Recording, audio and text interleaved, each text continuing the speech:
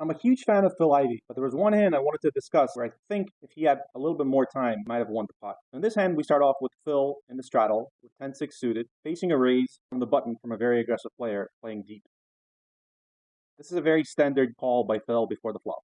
So the flop is Jack 10-6, flop very good for Phil, but very dangerous and wet board. Phil checks, the opponent continuation bets, Phil calls, which I think is fine.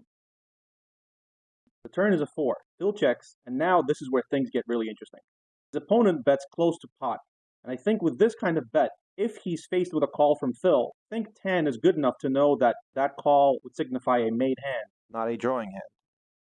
I think one of the main reasons why he check calls and doesn't check raise all in, because he's hoping if the river is a blank, 10 is going to fire away and make a big bluff. So he check calls, the river is probably one of the worst cards for Phil, and he correctly check fold. But I think because he only had about $238,000 left when the pot was over $160,000 on the turn, and given what I said about 10 not bluffing with a blank river, in my opinion, I think Phil would have done better had he check raised all in on the turn, and 10 would have just folded his hand, and Phil would have denied his equity.